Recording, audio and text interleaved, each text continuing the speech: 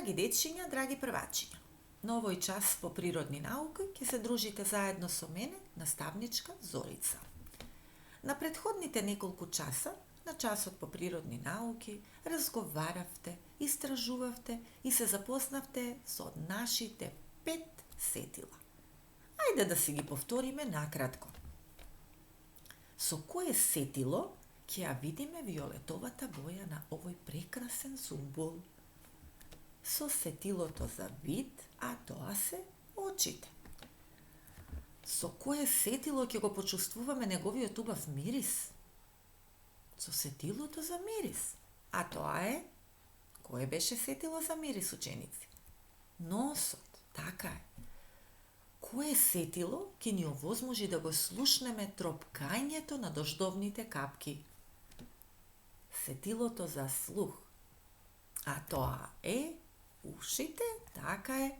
А со што ќе утврдиме дали супата е солена или пак не? Со сетилото за вкус, а сетило за вкус кое е?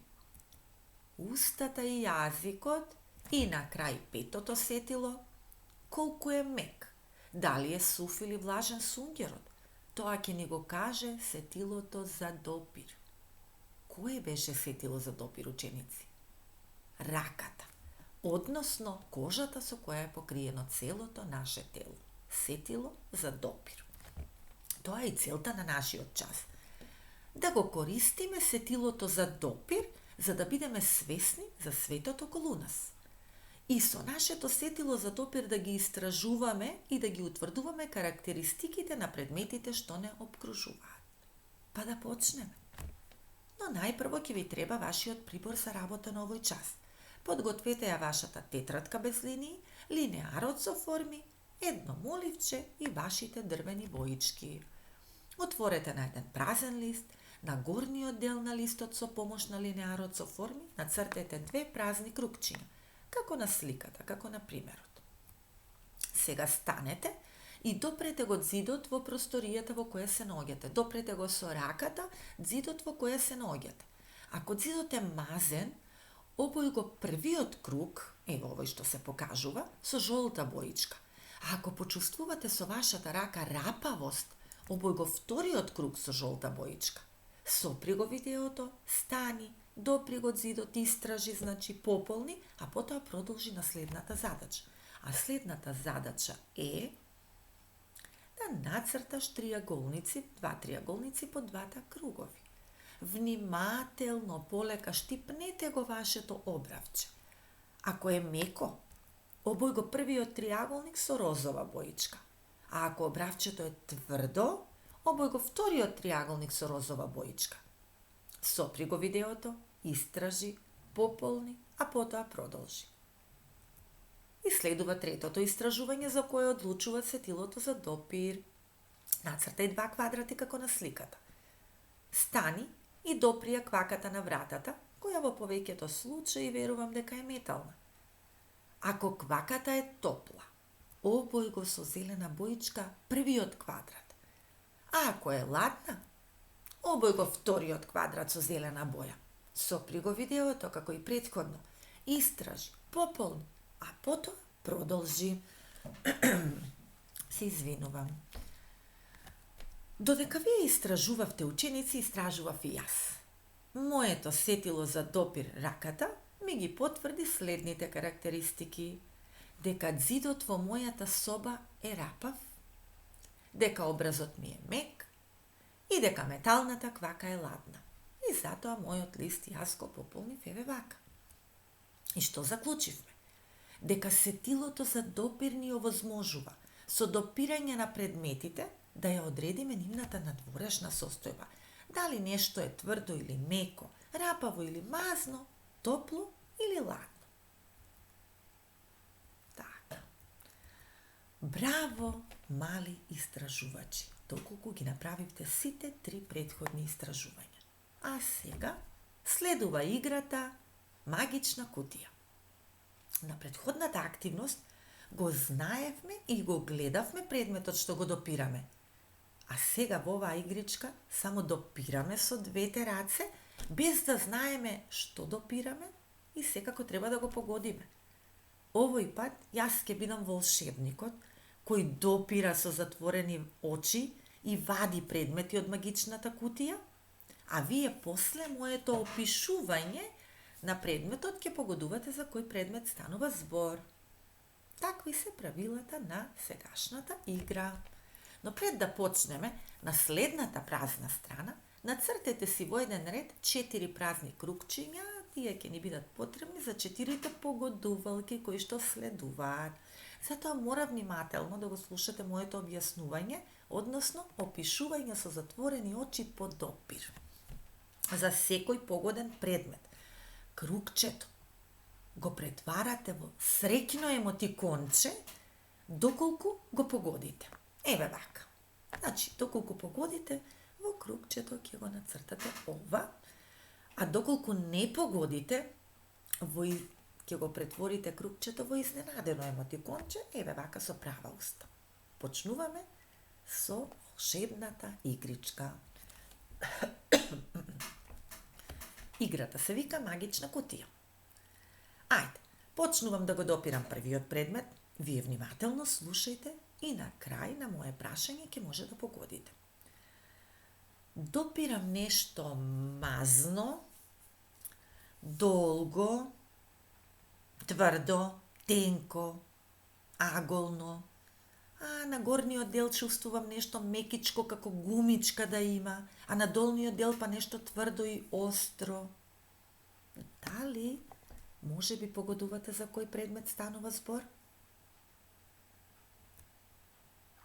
Моливче. Јас во магичната кутија допирав моливче.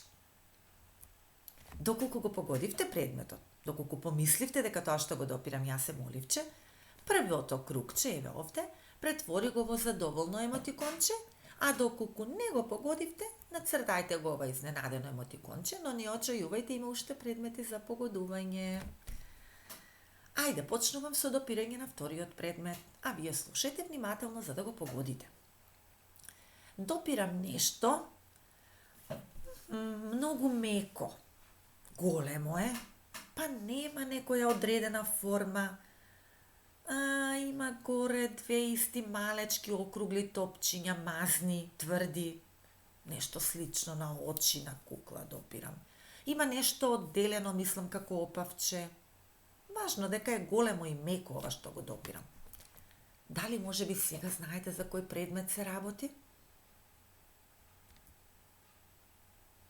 Плишено мече. Значи, доколку си помисливте дека тоа што го допираме некоја плишена играчка, претворете го второто кругче во среќно емотиконче, во спротивно, во изненадено.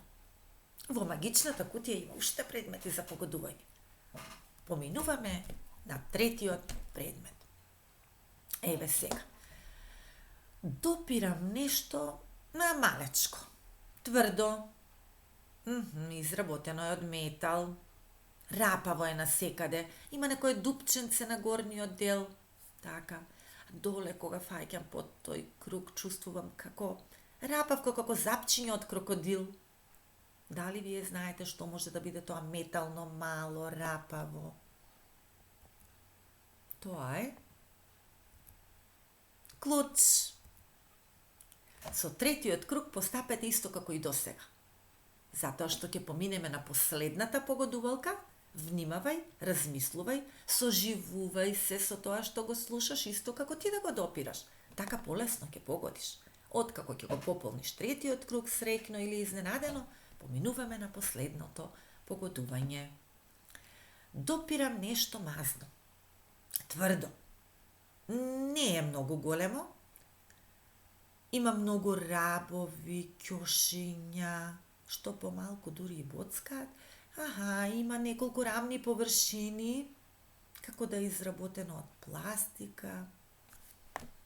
Дали може би после ова опишување знаете за кој предмет се работи?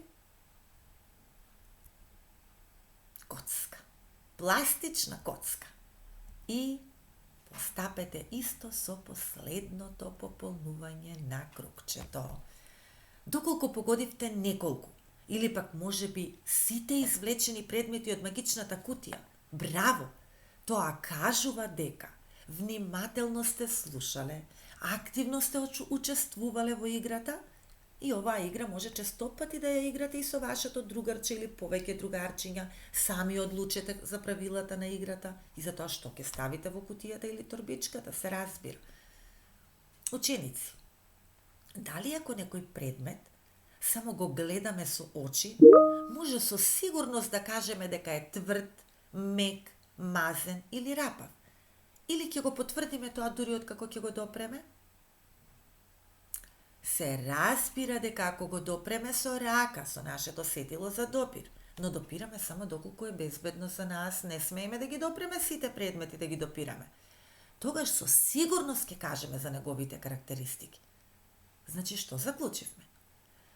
Забележавме колку е важно сетилото за допир. Исто како што е голема важноста и на другите сетила, така и на ова сетило. И на крај, домашна задача. Со сетилото за допир истражувај ги следните предмети кои што ќе ги видиш, кои секако ги има во твојот дом или во твојата детска соба. Нацртај најпрво на празен лист еден голем син и еден голем црвен круг. Ако предметот што ќе го допреш е мазен, нацртај го во синиот голем круг. А ако предметот е мек, нацртај го во црвениот круг. Еве за кои предмети треба да одредиш и нацрташ во твојата тетрадка со помош на сетилото за допир.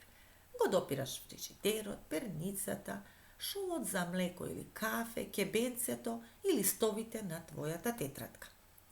Овие предмети цртај ги онака како што ти умееш, не мора уметнички, но самиот после истражувањето ќе заклучиш дали ќе ги сместиш во синиот круг, доколку се мазни, или ќе ги сместиш во црвениот круг, доколку предметите се меки. Може би некој предмет ќе го нацрташ и во синиот, и во црвениот круг. Одлуката од истражувањето е твоја. До видување, до следното видување.